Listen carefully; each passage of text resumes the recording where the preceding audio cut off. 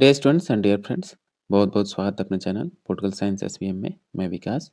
प्यारे साथियों, आज हम लोग भारतीय प्रशासन से संबंधित बेहद महत्वपूर्ण एमसीक्यूज को देखेंगे। और ये जो एमसीक्यूज हैं आपके जो एलटी ग्रेड का एग्जाम होने वाला है उसके लिए बेहद महत्वपूर्ण है। साथ ही जो भी आप जनवरी में नेट की परीक्षा देने वाले हैं, एनडीए नेट की परीक्षा जो कि पोलिटिकल साइंस है, तो उसके लिए भी महत्वपूर्ण है। चाहे आप पॉलिटिकल साइंस का कोई सा भी एग्जाम दें, टीजीटी, पीजीटी, जीआईसी, ये सब के लिए बेहद महत्वपूर्ण है, खासकर आपका एलटी ग्रेड के लिए। चलिए, तो आगे बढ़ने से पहले आपसे गुजारिश है, रिक्वेस्ट है कि प्लीज़ आप चैनल को ज़रूर ज़रूर सब्सक्राइब करें। साथ ही वीडियो को लाइक कीजिए और अधिकतम शेयर कीजिए। कोई डाउट हो तो आप व्हाट्सएप कर सकते हैं या टेलीग्राम पर भी मैसेज कर सकते हैं, कमेंट बॉक्स में भी कमेंट कर सकते हैं। चलिए, पहला क्वेश्चन देखिए जरा कि संविधान की 11वीं अनुसूची के अनुसार पंचायत के क्षेत्राधिकार में कुल कितने विषयों को रखा गया है? पहला ही क्वेश्चन देखिए कितना महत्वपूर्ण है। और ये क्वेश्चन लगभग कई बार पूछा गया आपके एग्जाम में, हर बार पूछा जाता है और ये जीएस में भी पूछा जाता है। तो 11वीं अनुसूची जो कि पंचायती राज से संबंधित है, ग्रामीण पंचायती से, तो ये उसमें कुल आपके 29 विषयों को दिया गया है, शामिल किया गया। वहीं 12वीं अनुसूची जो कि स्थानीय प्रशासन से है, नगर पंचायत से है, उसमें आपके 19 विषयों को शामिल किया गया है। किस मुख्य चुनाव आयुक्त ने भारत के राष्ट्रपति को पत्र लिखकर चुनाव आयुक्त को हटाने की सिफारिश की थी? बेहद बेहद महत्वपूर्ण क्वेश्चन है। ये हैं आपके N Gopal Swami, option B. भारतीय संविधान की कौन सी अनुसूची पंचायती राज से संबंधित है? अभी आपने यहाँ देखा 11वीं अनुसूची, तो आपका राइट आंसर होगा 11वीं अनुसूची पंचायती राज से संबंधित है। और स्थानीय निकाय से संबंधित आपकी 12वीं अनुसूची है। भारतीय संविधान की 11वीं अनुसूची निम्नलिखित में से किससे संबंधित है? तो ये संबंधित है आपकी पंचायती राज से। 74वें संविधान संशोधन के अंतर्गत एक परिवर्तनशील क्षेत्र के स्थानीय निकाय को जाना जाता है। 74वें संविधान संशोधन के अंतर्गत एक परिवर्तनशील क्षेत्र के स्थानीय निकाय को हम जानते हैं क्या? नगर पंचायत से, ऑप्शन सी। नेक्स्ट है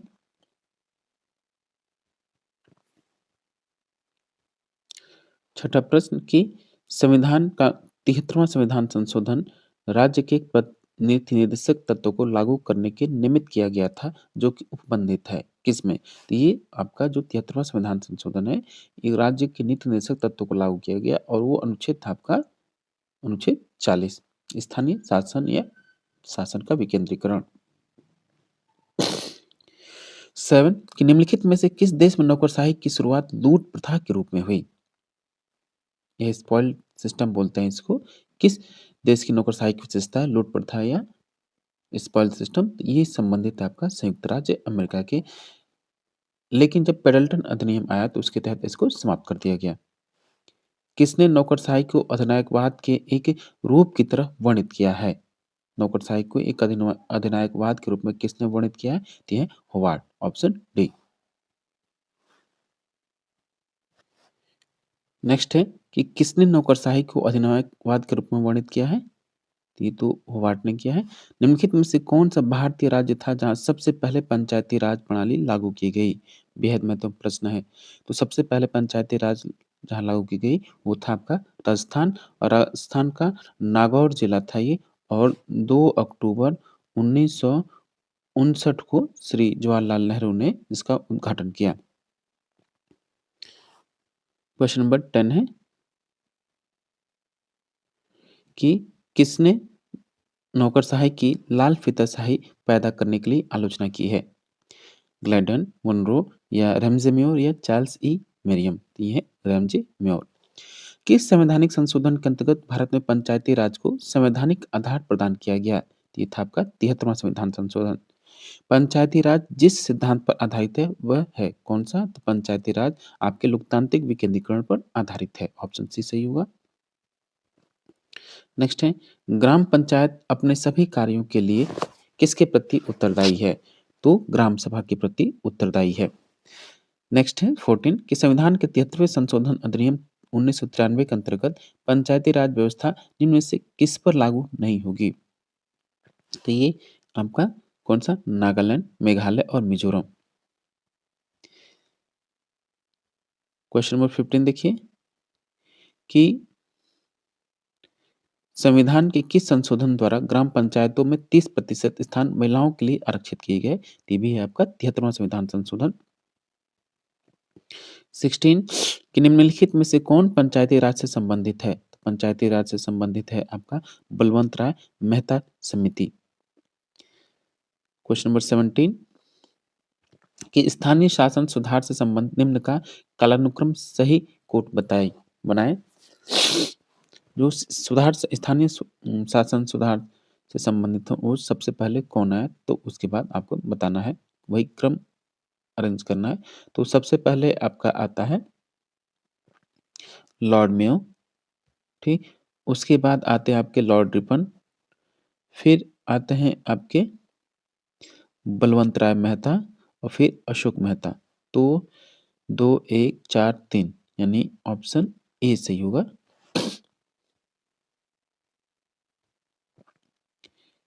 क्वेश्चन नंबर 18 देखिए जरा कि किस प्रधानमंत्री के कार्यकाल में नगर पालिका विधेयक प्रथम बार पेश किया गया? तो ये थे नगर पालिका विधेयक सबसे पहले किसके राज में पेश किया गया? तो राजीव गांधी के राज में, भले वो पास हुआ ही नहीं, ठीक। पेश करना और लागू करना दोनों अलग-अलग बातें, इस बात का आप ख्याल रखिएगा। इनमें से कौन सा जिलाधीश का प्रकार्य नहीं है? कौन सा जिलाधीश का प्रकार्य नहीं है? तो यह न्याय पंचायतों को निर्णयों के विरुद्ध अपील की सुनवाई करना, ऑप्शन सी। नेक्स्ट है कथन और कारण है प्रबंधन प्रबंधन के नौकरशाही एवं तकनीकी संरचना पर अतिरंजित बल देने से भारत की प्रजातांत्रिक व्यवस्था को बहुत क्षति पहुंची है।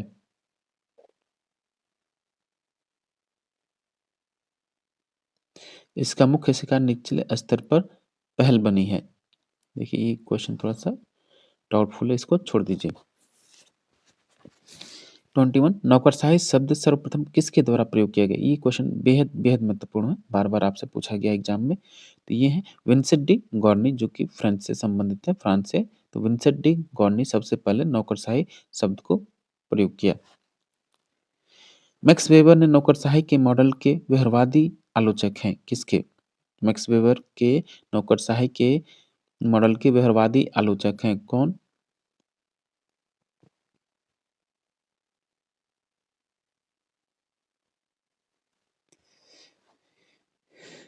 एक तो आपके एम क्रोजियर और इसमें है आपके कार्ल ड्यूस, तो ऑप्शन सी सही है।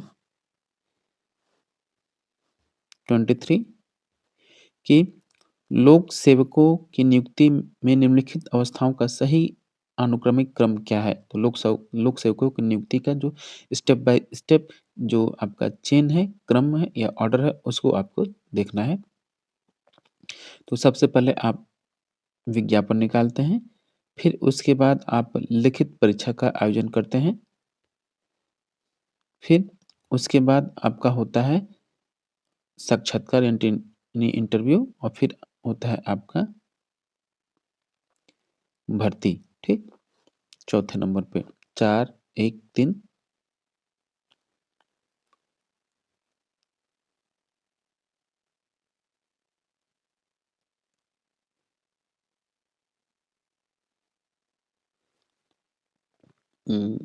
विज्ञापन होगा पहले, उसके बाद पहले विज्ञापन, फिर है आपका विज्ञापन के बाद आएगा आपका लिखित परीक्षा, फिर आएगा उसके बाद आपका साक्षात्कार और फिर भर्ती रिक्रूट हो जाएँगे आप। तो ऑप्शन ए सही होगा। भारत में किसकी सिफारिशों के आधार पर 1996 में लोकपाल संस्था का सुझाव दिया गया था? यानी लोकपाल संस्था का सुझाव किस समिति ने सिफारिश किया? तो ये था आपका प्रशासनिक सुधार आयोग। न्यूनतम जनसंख्या बताइए जिसके नीचे संविधान के 73वें संशोधन अधिनियम के प्रावधान के अनुसार मध्यस्थ स्तर पर पंचायतों का गठन नहीं किया जा सकता। अगर 20 लाख जनसंख्या है तो आप वहाँ मध्यस्थ स्तर पर पंचायत नहीं गठन कर सकते। ऑप्शन ए सही होगा 20 लाख। 26 कि ये मैच करना है आपको। ये एक तरफ समितियाँ हैं, उनसे संबंधित जो सिफ़ारिशें हैं वो। तो संथानम समिति आपको पता है कि ये भ्रष्टाचार की रोकथाम से संबंधित है। अशोक मेहता समिति जो है ये आपकी पंचायती राज की 2 स्तरीय व्यवस्था दी है। याद रखिएगा अशोक मेहता समिति ने सिफ़ारिश की थी क्या कि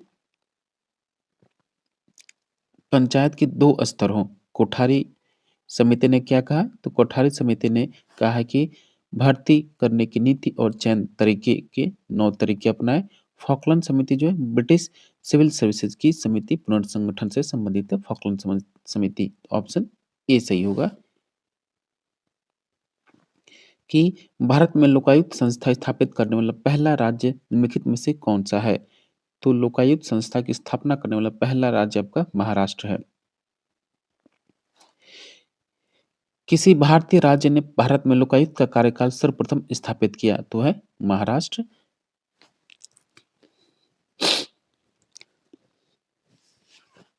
31 देखिए जरा। नेक्स्ट है 31 कि निम्नलिखित में से किसने भारत में स्थानीय सरकारों के लिए ओम्बुड्समैन की स्थापना की सिफारिश की थी? तो ये था आपका प्रशासनिक सुधार आयोग यानी प्रथम प्रशासनिक सुधार आयोग, ऑप्शन बी। प्रथम प्रशासनिक सुधार आयोग ने ओम्बुड्समैन की स्थापना की सिफारिश की थी। नेक्स्ट है नौकरशाही और पूंजीवादी राष्ट्रीयता की अवधारणा का सेंट पॉल निम्नांकित में से कौन समझा गया है? ये हैं आपके मैक्स वेबर। लोकपाल की संस्था सरकार के सर्वोत्तम प्रयत्नों के बावजूद आज तक भी स्थापित नहीं हुई है। ये कथन तो सत्य है। भारत के संसद में राजनीतिक दल सर्वसम्मति नहीं बना पाए हैं। ये कथन भी सही है। दोनों कथन सही है और व्याख्या भी सही है, इसलिए ये सही होगा। 34 देखिए जरा कि ओम्बुड्समैन संस्था सर्वप्रथम कहाँ प्रारंभ हुई? ओम्बुड्समैन संस्था जो सर्वप्रथम प्रारंभ हुई है स्वीडन से। 35 देखिए जरा कि निम्नलिखित में से कौन सी समिति भारत में पंचायती राज से संबंधित नहीं है? तो पंचायती राज से संबंधित कौन सी संस्था नहीं है या समिति नहीं है? तो सादिक अली है, अलम सिंघवी समिति है और पीके थुंगन समिति, सभी क्या पंचायती राज से संबंधित है, लेकिन दिनेश गोस्वामी इससे संबंधित नहीं है। तो ऑप्शन बी संबंधित नहीं है, ये चुनाव सुधारों से संबंधित है। 36 कि भारत में प्रतिबद्ध नौकरशाही यानी कमिटेड नौकरशाही के विचार की वकालत किसने की थी? बेहद महत्वपूर्ण है। तो ये है श्रीमती इंदिरा गांधी। नेक्स्ट है निम्नलिखित कमेटियों में से किस कमेटी ने सिफारिश की थी कि ब्लॉक स्तरीय योजना हो? तो ये थी दंतेवाला समिति। दांतेवाला समिति। निम्नलिखित में कमेटियों या समितियों में से किसने पंचायती राज संस्थाओं के लिए द्विस्तरीय प्रणाली की सिफारिश की थी? बेहद महत्वपूर्ण है। बेहद महत्वपूर्ण, इसको नोट कर लीजिए। ये है अशोक मेहता समिति ने 2 स्तरीय पंचायती राज संस्थाओं की स्थापना की सिफारिश की। वहीं आपके बलवंत राय मेहता समिति ने त्रिस्तरीय। निम्नलिखित समितियों के गठन का सही अनुक्रम बताएं। तो सबसे पहले इसमें आती है कौन सी? बलवंत राय मेहता समिति, फिर है अशोक मेहता समिति पहला, दूसरे नंबर पर अशोक मेहता समिति, फिर तीसरे नंबर पर है एल.एम. सिंघवी समिति और चौथे नंबर पर जी.वी.के. राव समिति। ऑप्शन ए इसमें सही है। निम्नलिखित में से निम्नलिखित का मिलान करें। ओम्बुड्समैन का कार्यालय निम्नलिखित वर्षों में इन देशों में स्थापित किया गया। तो सबसे पहले आपका फ़िनलैंड में, ठीक? फिर उसके बाद 1919 में यूके में, फिर उसके बाद हुँ,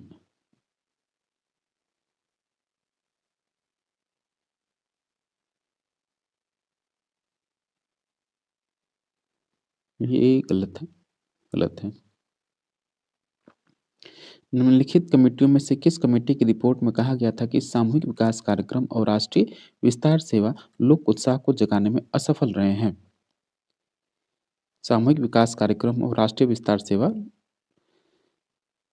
लोक उत्साह को जगाने में असफल रहे। ये महत्वपूर्ण जो कथन है, ये कहा गया था बलवंत राय मेहता समिति के द्वारा।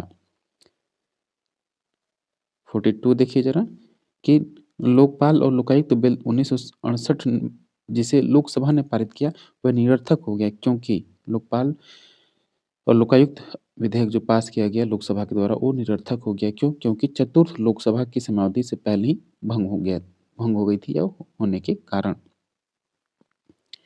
43 देखिए ज़रा कि भारत की संविधान सभा में नीचे दिए गए कथन के द्वारा पंचायती राज प्रणाली का समर्थन निम्नलिखित में से किसने किया था? लोकतंत्र के हित में गाँवों को स्वशासन की कला में प्रशिक्षित किया जा सकता है। हमें गाँवों में सुधार लाने की क्षमता विकसित करनी होगी और वहाँ लोगों को शासन के लोकतांत्रिक सिद्धांतों से परिचित कराना होगा। ये था अपना अयंगर साहब का, अनंत शयनम अयंगर, ऑप्शन ए। नेक्स्ट है 44 कि गृह सचिव ए एन वोहरा की अध्यक्षता वाले भारत सरकार की प्रशासनिक समिति 1993 ने क्या निष्कर्ष निकाला था? तो इन्होंने निकाला था कि राजनीतिज्ञों, अपराधियों तथा नौकरशाहों के बीच साठ-गांठ, ऑप्शन सी।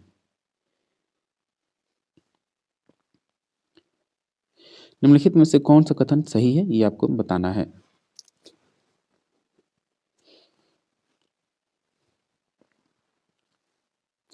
इसमें जो सही कथन है वो है आपका कि एक तो संविधान में नीति निदेशक सिद्धांत के रूप में पंचायती राज का उल्लेख किया गया है, सत्य है।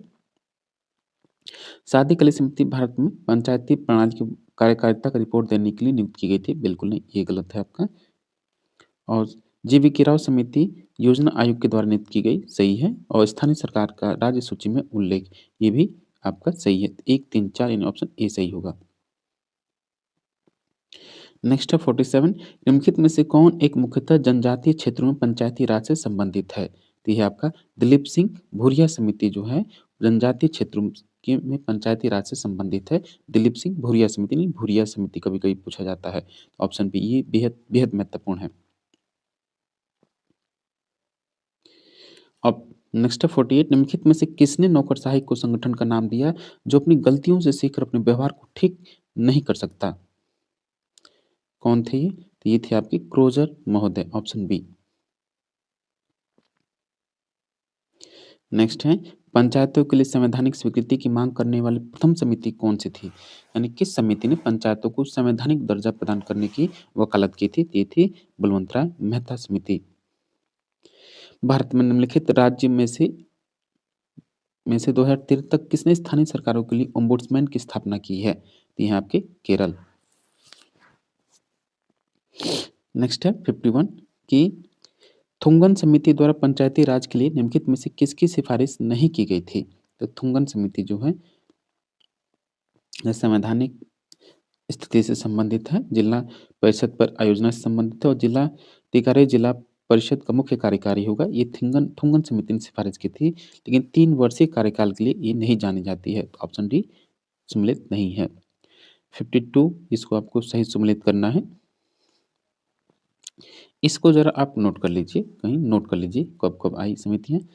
तो अशोक मेहता समिति 1978, कराधान जांच समिति जो आती है 1953-54, स्थानीय वित्त जांच समिति जो है आपकी ये 49-51 से संबंधित है और जी.वी.के. राव समिति 1985। ऑप्शन सी सही है। नेक्स्ट है 53 कि 1977 में अशोक मेहता समिति ने निम्नलिखित में से किसकी स्थापना की सिफारिश की थी? तो ये है मंडल पंचायत की। किसने नौकरशाही को सत्ताधारी सेवक कहा था? तो ये हैं आपके रॉबर्ट के मर्टन।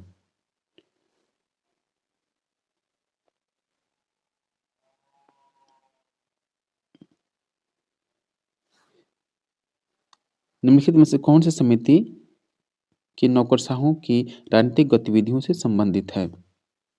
नौकरशाहों की राजनीतिक गतिविधियों से संबंधित है आपकी मास्टरमैन समिति। नेक्स्ट है कि संविधान की 12वीं अनुसूची द्वारा नगर पालिकाओं के क्षेत्र के अंदर कितनी कार्यात्मक मदें रखी गई हैं? तो ये 18। 12वीं सूची शहरी पंचायत या नगर पंचायत से संबंधित है जिसमें 18 विषय हैं और 29 विषय जिस किसमें है पंचायती राज में संबंधित। ये 11वीं अनुसूची और ये 12वीं अनुसूची। नेक्स्ट है कि 58 कि एफएम मार्क्स द्वारा नौकरशाही के वर्गीकरण का सही क्रम क्या है? तो एफएम मार्क्स ने नौकरशाही का जो वर्गीकरण किया है 4 तरीके से प्रतिभा, अभिभावक, संरक्षण, ये जाति भी याद रखिएगा, उसका वर्गीकरण लेकिन क्रम पूछा है इसमें। तो सबसे पहले वो अभिभावक की बात करता है, फिर वो जाति की बात करता है और फिर आपका वो संरक्षण और फिर वो लास्ट में प्रतिभा को रखता है। तो ऑप्शन सी सही है। नेक्स्ट है 59 कि निम्नलिखित में से कौन से 73वें संविधान संशोधन अधिनियम 1992 के अनिवार्य प्रावधान है? 1992 का अनिवार्य प्रावधान कौन सा है? एक तो मध्यवर्ती स्तर पंचायतों के अध्यक्ष के पद का अप्रत्यक्ष चुनाव, सही है। और महिलाओं के लिए 1/3 स्थानों का आरक्षण, सही है। पिछड़े वर्गों के लिए सीटों का आरक्षण ये अनिवार्य प्रावधान नहीं है, याद रखिएगा ये क्वेश्चन इसलिए महत्वपूर्ण है, कई लोग इस पे ओबीसी के लिए आरक्षण लगा देते हैं लेकिन वास्तव में ऐसा नहीं है। पिछड़े वर्गों के लिए सीटों का आरक्षण अनिवार्य नहीं है। राज्य वित्त आयोग का गठन, ये सही है, तो पहला दूसरा सही है, तीसरा इसमें शामिल नहीं होगा, तो यानी पहला दूसरा चौथा ऑप्शन सी सही है। नेक्स्ट है 74वां संविधान संशोधन 1992 किन राज्यों के अनुसूचित क्षेत्रों में लागू नहीं होती हैं? तो ये होगा आपका, एक तो अनुसूचित क्षेत्रों में लागू नहीं होती है, एक तो हरियाणा और उत्तर प्रदेश। इसमें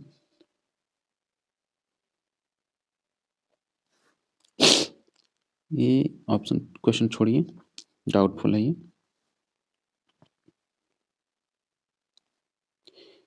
61 है कि निम्नलिखित में से किसने प्रतिनिधि नौकरशाही शब्द को गढ़ा?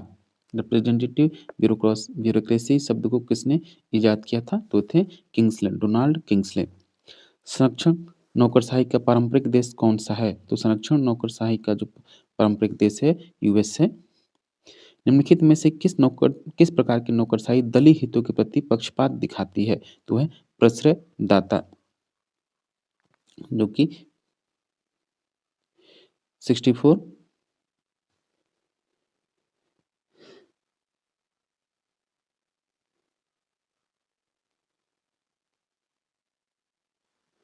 अधीनस्थ न्यायालयों के बारे में निम्नलिखित कथनों पर विचार कीजिए और नीचे दिए गए कोट में गलत कथनों को चिन्हित कीजिए। गलत कथन इसमें से कौन-कौन से हैं? पंचायत न्यायालय का केवल दीवानी क्षेत्राधिकार है, बिल्कुल नहीं, ये गलत हो गया, पहला ही गलत है ये। पदसोपान में मुंसिफ न्यायालय अधीनस्थ न्यायालयों के न्यायालय से नीचे होता है, ये सही है आपका।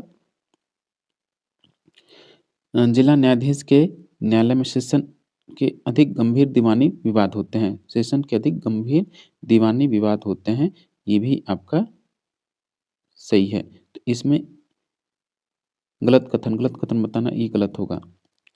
सेशन के अधिक गंभीर दीवानी बिल्कुल फौजदारी वाले होते हैं, तो ए और सी गलत है, ऑप्शन सी।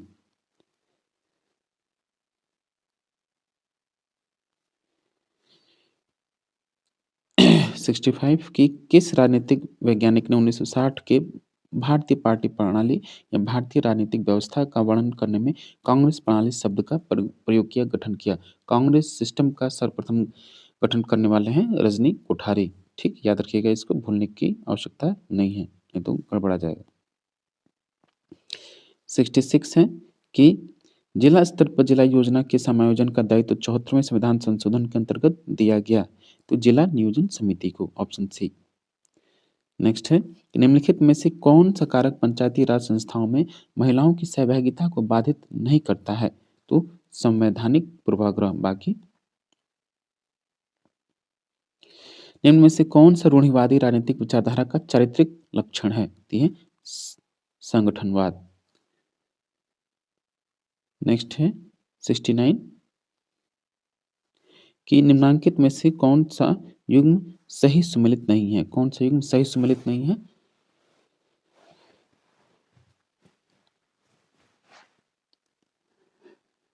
तो आदेश की एकता, फ्यूल संबंधित है, नियंत्रण का विस्तार, स्पैन ऑफ कंट्रोल, ये उर्विक का है, पदसोपान मोने और रिले का, प्रदत्तीकरण ये फेरल हैडिक का, ये नहीं है, गलत है, तो ऑप्शन डी इसमें सम्मिलित नहीं है।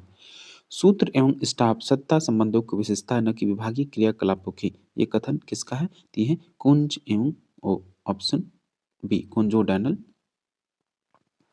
नेक्स्ट है 71 कि निम्नांकित में से कौन सा दृष्टिकोण विकेंद्रीकरण को अपने आप में एक उद्देश्य मानता है? तो ये है आपका राजनीतिक दृष्टिकोण।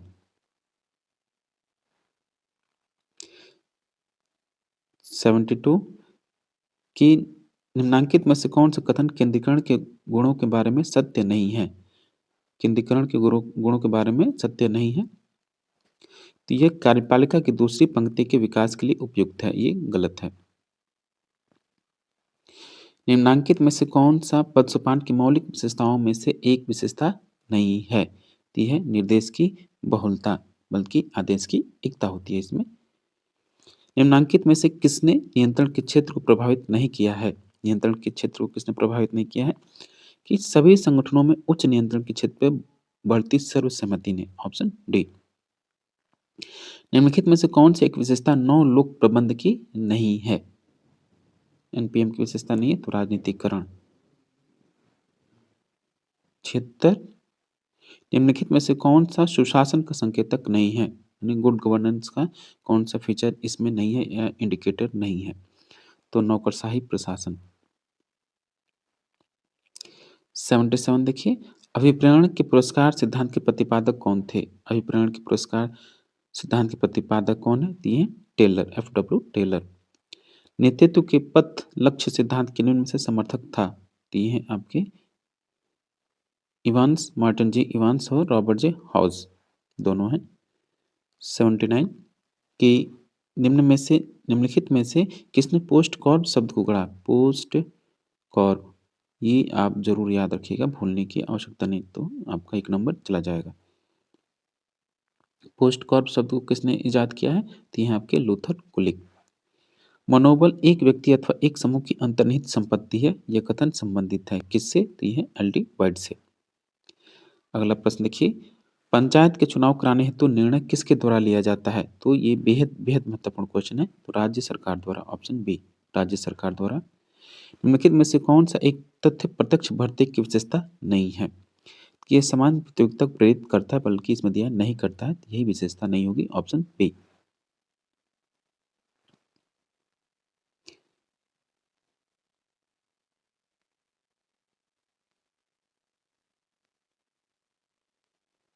एट्टी थ्री कि भारत जैसे लोकतांत्रिक प्रणाली में न्यायिक समीक्षा की शक्ति जरूरत क्यों है? न्यायिक समीक्षा की शक्ति की जरूरत क्यों है?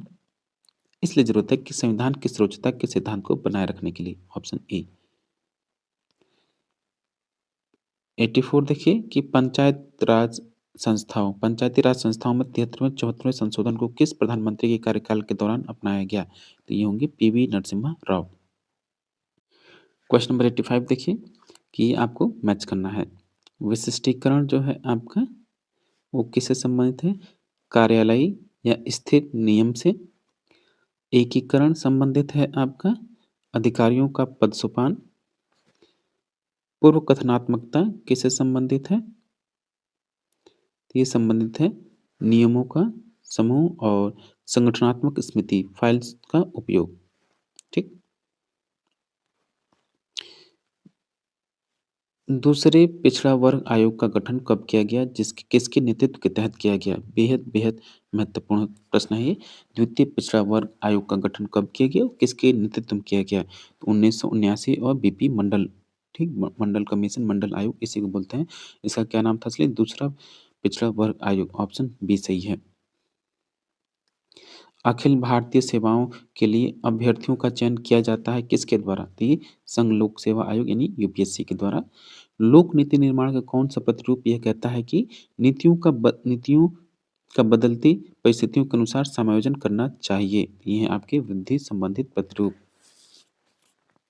त्रिस्तरीय पंचायती राज व्यवस्था का सर्वप्रथम उद्घाटन कहाँ किया गया? तो राजस्थान के नागौर जिले में किया गया।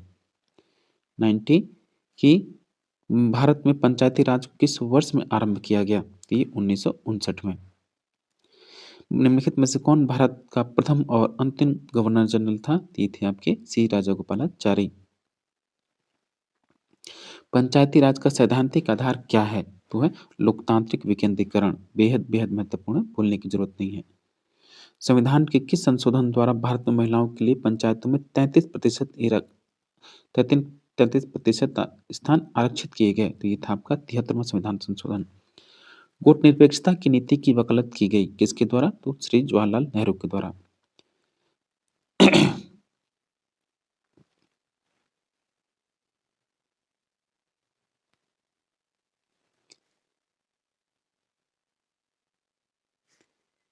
निम्न दिए गए किस कमेटी आयोग ने स्थानीय वित्त आयोग के बनाने की सलाह दी? स्थानीय वित्त आयोग बनाने की सलाह किस समिति ने दी थी? तो ये थी बलवंत राय मेहता समिति।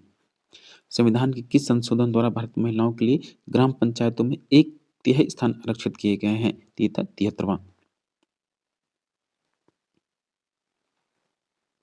पंचायती राज से संबंधित निम्नलिखित समितियों को कालक्रम बताइए। तो सबसे पहले इसमें आता है मेहता समिति, फिर उसके बाद आता है अशोक मेहता समिति, फिर उसके बाद है राव समिति, चौथे नंबर पर अलम सिंघवी समिति। तो ऑप्शन सी सही होगा।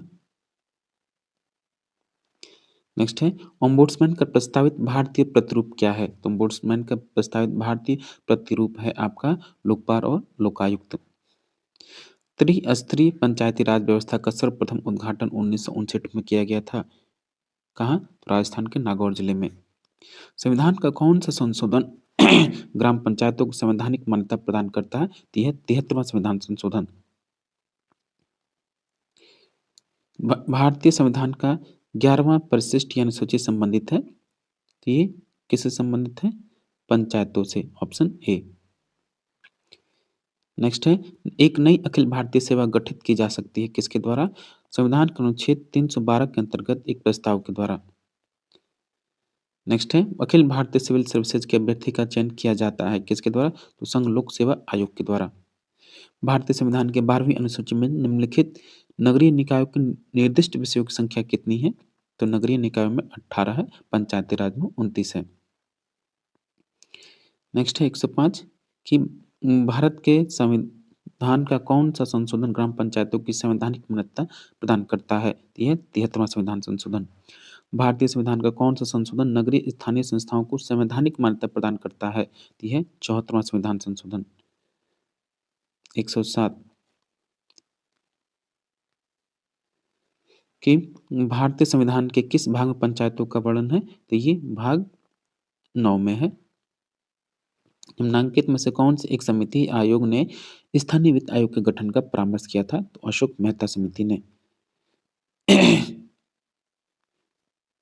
109 नीचे से योजना बनाना हिस्सा है किसका? नीचे से योजना बनाना क्या है? ग्रास रूट डेमोक्रेसी जिसको तृणमूल लोकतंत्र कहते हैं। Option B. 110 कि स्थानीय प्रशासन को प्राप्त शक्तियां हैं कौन कौन सी? तो संविधान द्वारा प्रदत्त शक्तियां हैं। निम्नलिखित में से कौन सी समिति भारत में पंचायती राज से संबंधित नहीं है? पंचायती राज से संबंधित नहीं है कौन सी? तो वोहरा समिति। भारतीय संविधान की 11वीं अनुसूची में उल्लिखित ग्रामीण स्थानीय निकायों के निर्दिष्ट विषयों की संख्या कितनी है? 29। 113 कि भारत में स्थानीय स्वशासन के जनक के रूप में कौन जाना जाता है? बेहद बेहद महत्वपूर्ण है। स्थानीय स्वशासन के जनक के रूप में लॉर्ड रिपन है। नेक्स्ट है 114 कि भारतीय संविधान की 12वीं अनुसूची में कितने विषय हैं? 12वीं अनुसूची में आपके कितने विषय हैं? 18। लोकपाल एवं लोकायुक्त के पदों की स्थापना की सिफारिश की गई किसके द्वारा? तो प्रशासनिक सुधार आयोग प्रथम के द्वारा, प्रथम प्रशासनिक सुधार आयोग के द्वारा। 116 कि पंचायती राज संस्थाओं के चुनाव एवं मतदाता सूचियों को तैयार करवाने का कार्य किसका है? तो यह राज्य चुनाव आयोग, राज्य निर्वाचन आयोग का। भारत में लोकपाल की नियुक्ति के लिए सर्वप्रथम विधेयक कब पेश किया गया? ये भी बेहद महत्वपूर्ण है, 1968 में, लेकिन ये पास नहीं हो पाया क्योंकि चतुर्थ आम चुनाव या चतुर्थ लोकसभा समय से पूर्व विकृत हो गई। निम्न में से वर्तमान में उत्तर प्रदेश का लोकायुक्त कौन है? ये छोड़ दीजिए, डाउटफुल है। ओम्बुड्समैन का भारतीय प्रतिमान क्या है? तो ये है लोकपाल। जिला जज की नियुक्ति का संबंध संविधान के किस अनुच्छेद से है? तो ये है आपका अनुच्छेद 233 से। 121 पंचायती राज से संबंधित निम्नलिखित समितियों का क्रम बताइए। तो सबसे पहले आपकी आती है बलवंत राय मेहता, फिर उसके बाद आती है अशोक मेहता, फिर उसके बाद आती है राव समिति और फिर अलम सिंघवी समिति चौथे नंबर पर। तो सी। निम्न में से कौन सा संविधान संशोधन नगरीय स्वायत्त शासित संस्थाओं की संवैधानिकता से संबंधित है? तो ये 74वां। 123 कि यह किसने लिखा कि नौकरशाही मंत्रिमंडलीय उत्तरदायित्व के लबादे में फलती-फूलती है? बेहद, बेहद, बेहद महत्वपूर्ण है। कई बार पूछा गया। तो ये रैमजे मेयोर का कोट है। 124 कि नौकरशाही शब्द की सर्वप्रथम रचना की किसने? तो विंसेंट डी गौर ने। यह किसने पूर्ण कहा था कि पूर्णतः वचनबद्ध नौकरशाही ही वह सामाजिक परिवर्तन ला सकती है जो पंचवर्षीय योजनाओं और प्रगतिशील विधान में निहित है। तो ये इंदिरा गांधी का कथन है। क्वेश्चन नंबर 127 है कि निम्नलिखित में से क्या 73वें संविधान संशोधन अधिनियम और 74वें संविधान संशोधन अधिनियम के बीच समान विशेषताएं हैं? दोनों की विशेषता ये है कि समय समय पर निर्वाचन हो, सामाजिक और आर्थिक कमजोर समूहों का सशक्तिकरण हो और राज्य निर्वाचन आयोग का गठन हो। वार्ड समितियों का गठन ये अलग तरीके से होता है, लेकिन विशेषताएं क्या समान है? ए और बी और सी, यानी ऑप्शन बी। नेक्स्ट है, आपको ये मैच करना है कि पंचायती राज समिति और किस वर्ष में? तो हनुमंत राव समिति जो है ये आपकी आई 1984 में और जी.वी. के राव समिति जो है 1985 में, अशोक मेहता समिति आती है 1978 में और अलम सिंह समिति 1986 में।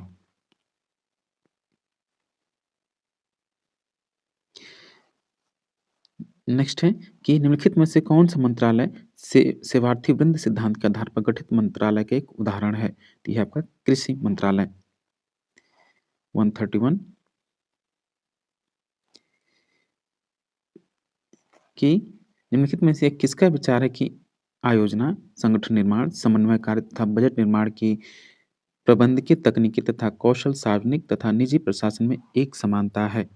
तो Henry Fayol, MP Follett, Luther Gulick और एल और ये सभी लोग का विचार है। ऑप्शन डी होगा।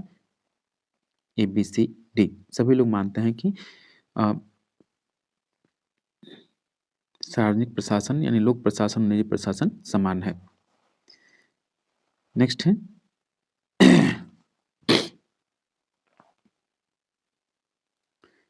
133 की निम्नलिखित में से किसके द्वारा ग्रामीण स्थानीय शासन को संवैधानिक दर्जा देने का पहला प्रयास किया गया था? तो ये था 64वां संविधान संशोधन विधेयक के द्वारा। निम्नलिखित में से कौन सा कथन पी के थुंगन समिति के गठन के विषय में सही है? तो पी के थुंगन समिति जो है जिला आयोजना में आवश्यक राजनीतिक तथा प्रशासकीय संरचना के प्रारूप पर विचार करना। ऑप्शन ए सही है। नेक्स्ट है 135 कि निम्नलिखित में से किस आयोग ने व्हिसल ब्लोअरों के संरक्षण की सिफारिश की है? तो ये थे आपका दूसरा प्रशासनिक सुधार आयोग। 136 को मैच करना है आपको कि वित्त आयोग और अशोक मेहता समिति। तो ये आपका होगा वित्त आयोग 73वां संवैधानिक संशोधन अधिनियम के द्वारा आया और नगर पंचायत जो है आपका 74वां संविधान संशोधन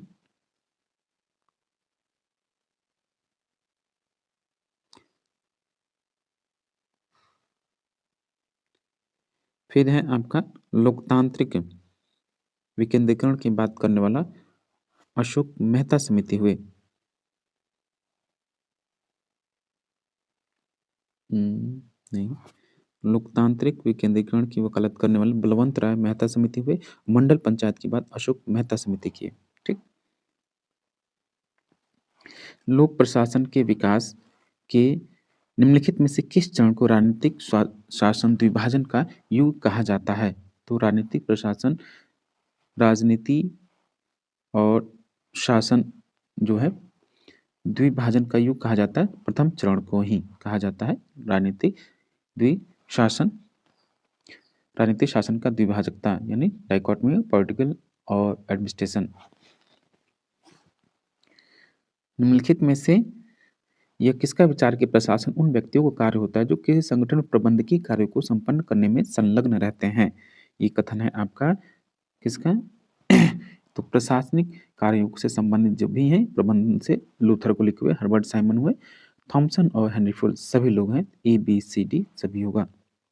मानव संबंध सिद्धांत में स्पिलर क्या है? तो यह है आपका वह व्यक्ति जो दूसरे के बारे में हानिकारक जानकारी पर्यवेक्षक को देता है। निम्नलिखित में से कौन सी नवीन लोक प्रबंधन की मुख्य विशेषताएं हैं? तो नवीन लोक प्रबंधन की जो मुख्य विशेषताएं हैं कौन कौन सी हैं? एक तो नागरिकों का सशक्तिकरण, लोक नौकरशाही की वियुक्ति और लागत में कटौती करना, संगठनात्मक केंद्रीकरण इसकी विशेषता नहीं है। ABC यानी ऑप्शन सी। निम्नलिखित में से किसने बजट को लक्ष्यों की एक श्रृंखला जिसमें कीमत पर्चियां संलग्न है के रूप में परिभाषित किया है? ये हैं आपके विल्डवस्की ऑप्शन ए। 142 ये मैच करना है आपको। किताब है और किसके द्वारा लिखी गई है ये आपको बताना है। बेहद बेहद महत्वपूर्ण ये प्रश्न आपसे जरूर इसका आमना सामना होगा। तो आपका जो ये है प्रोवर्ब्स ऑफ एडमिनिस्ट्रेशन जो है आपका ये हर्बर्ट साइमन की रचना है, बेहद प्रसिद्ध है, मोस्ट इंपॉर्टेंट है। प्रिंसिपल्स ऑफ मैनेजमेंट ये संबंधित है आपका हेनरी फ्यूल से, और functions of executive Chester Barnard, ठीक, और elements of public administration M marks की ये रचना है।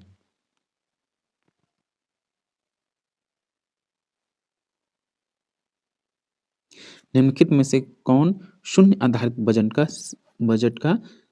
का सृजन करता है? यानी जीरो बेस्ड बजट कौन स्टार्ट किया? तो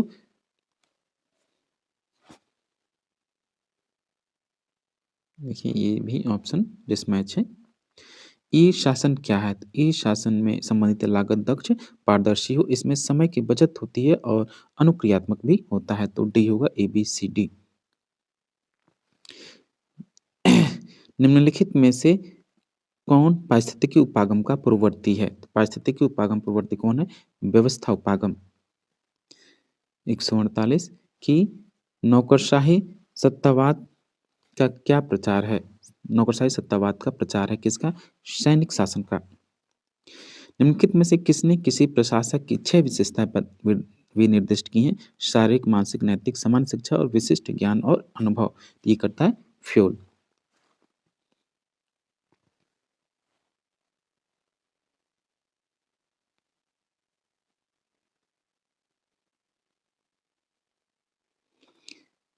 परंपरागत सिद्धांत से कौन जुड़ा हुआ है? तो ये जुड़े हैं आपके हेनरी फ्यूल। मानव संबंध सिद्धांत से जुड़े हैं आपके एल्टन म्यो, और निर्णय निर्माण सिद्धांत से जुड़े हैं आपके हर्बर्ट साइमन, और लोक वर्ण सिद्धांत V ऑस्ट्रोम। नेक्स्ट है 151 कि नौकरशाही का निम्नलिखित में से कौन सा प्रकार दलगत हितों के प्रति पूर्वाग्रह दर्शाता है? तो संरक्षण नौकरशाही जो कि अमेरिका में प्रचलित थी। 152 की निम्नलिखित में से कौन सहायक एजेंसी का एक उदाहरण है? बेहद बेहद महत्वपूर्ण सहायक एजेंसी, स्टाफ एजेंसी, जरूर आप थोड़ा सा पढ़ लीजिएगा उसको अच्छे से, एक जरूर प्रश्न आता है इससे। तो सहायक एजेंसी का उदाहरण है आपका PWD लोक निर्माण विभाग। किस समिति का ही विचार था कि पंचायती राज संस्थाएं सम्यक ढंग से चलती रहती यदि ग्रामीण भारत में विकास के प्रोद्धारक रूप में उन्हें जिम्मेदारियां सौंपकर उन्हें समुचित ढंग से प्रोत्साहित किया जाता? ये था अशोक मेहता समिति।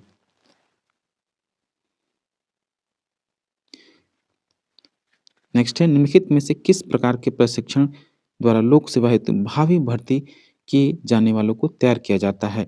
ये है प्रवेश पूर्व प्रशिक्षण।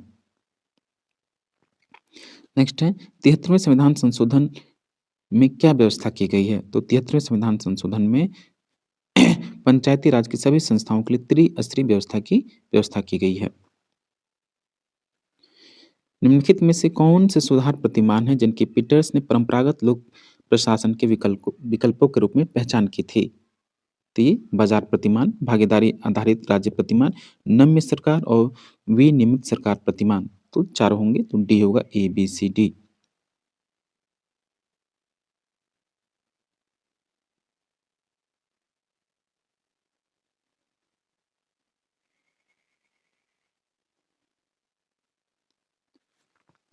निम्नलिखित में से किसने विभागीय संगठन के लिए 4 पी का फ़ॉर्मूला दिया? 4 पीज़ की बात कौन करता है? ये भी याद रखिएगा, इम्पोर्टेंट क्वेश्चन है। तो ये गुलिक के द्वारा दिया गया।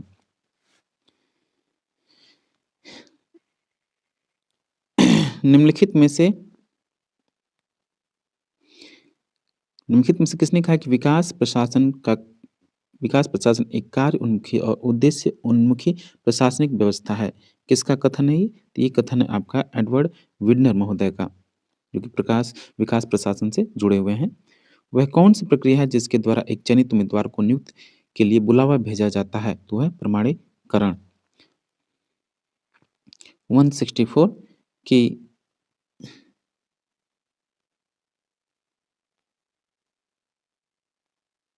164 उच्च पद पर प्रोन्नति में शामिल क्या है? उच्च पद पर प्रोन्नति अगर होती है तो क्या होगा? एक तो पद में परिवर्तन, वेतन में परिवर्तन, कर्तव्य में परिवर्तन और उत्तरदायित्व में परिवर्तन होता है। ऑप्शन डी, ए, बी, सी, डी सभी होगा। निम्नलिखित में से किसने राजनीति प्रशासन द्विभाजकता को अस्वीकृत किया था? ये थे हर्बर्ट साइमन। नेक्स्ट है नीति का बचाव निम्नलिखित में से किसका कार्य है? तो नीति का बचाव किसका कार्य है? तो ये लाइन एजेंसी का। अंतर्राष्ट्रीय कानून अपने संप्रयोग में है क्या? तो विश्वव्यापी है, ऑप्शन ए। तो ये था आपका अ, भारतीय प्रशासन से संबंधित जो आपका भारतीय प्रशासन है, यानी इंडियन एडमिनिस्ट्रेशन से संबंधित बेहद महत्वपूर्ण प्रश्नों की श्रृंखला जिसको हमने सॉल्व किया, जो कि आपके एग्जाम के लिए बेहद महत्वपूर्ण है। आप इसको एक बार ज़रूर समझिए, देखिए और अपने एग्जाम की बेहतर तैयारी करने के लिए एक अगला कदम बढ़ाइए। तो साथियों, ये इंडियन एडमिनिस्ट्रेशन पूरा लोक प्रशासन नहीं, केवल भारतीय प्रशासन से संबंधित था, जो कि बेसिक क्वेश्चन आपसे पूछे जाते हैं, 4-5 क्वेश्चन। तो आप इस वीडियो को देखिए, पूरा देखिए, वीडियो को लाइक कीजिए, शेयर कीजिए और ज़रूर सब्सक्राइब करें। Thank you for watching.